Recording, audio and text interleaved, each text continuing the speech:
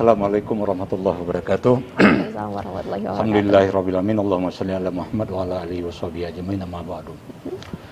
Pajak haram, kan gitu. Ya. Pertanyaan yang paling klasik yang kami pernah rasakan sebagai petugas pajak. Sampai-sampai ada yang mengatakan jangan mengambil menantu orang pajak. Jadi konotasinya agak gimana gitu ya Pak ya?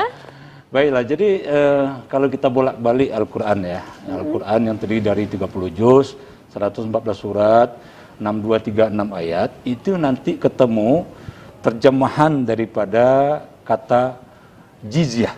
Ada dalam surat Taubah ayat 29 yang berbunyi a'udzubillahi minasyaitonirrajim, bismillahirrahmanirrahim.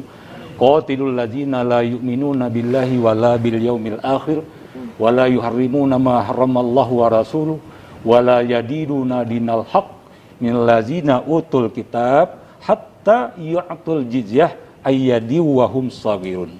Kata Allah Subhanahu wa taala, perangilah orang-orang yang tidak beriman kepada Allah dan Rasulnya dan juga tidak beriman kepada hari yang akhir dari kaum ahli kitab, itu Nasara dan Yahudi, hatta yu'tul jizyah, sampai mereka membayar jizyah.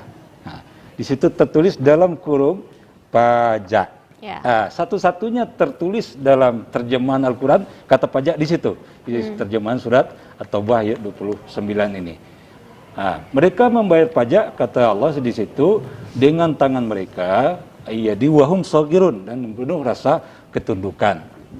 Nah, jadi ayat ini jelas mengatakan bahwa pajak itu pertama, kata pajak itu ada dalam terminologi Al-Quran. Ya. Cuma tidak disebut dengan pajak itu jelas bukan bahasa Arab, karena bahasa Arab huruf P saja tidak ada. Ya. Jadi kalau orang Arab panggil orang Padang, dia panggilnya badang, nah, gitu.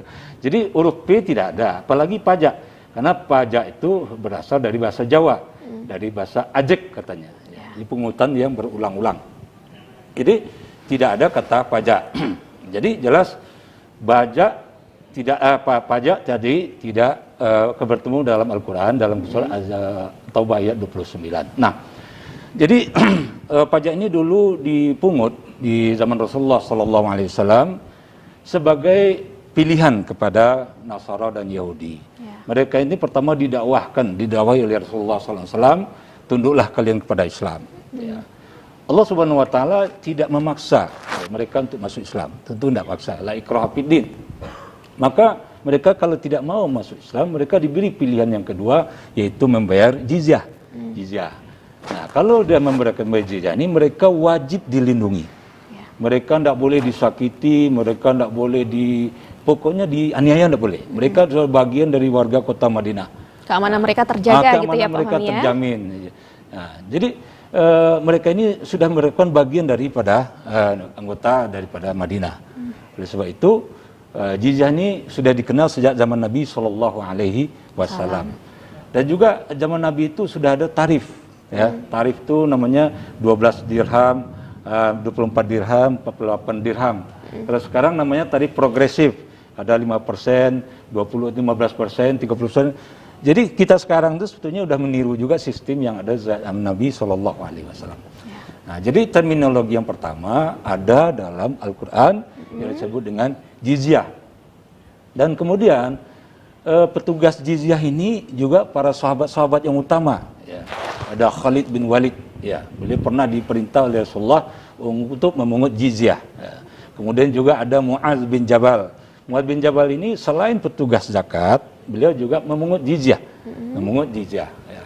Juga ada Ubaidillah bin Jarrah. Jadi banyak sekali sahabat-sahabat Nabi yang ditugaskan memungut jizyah. Jadi jizyah ini jelas salah satu pendapatan negara yang ada di zaman Nabi SAW yang diperintah oleh Allah Subhanahu Wa Taala.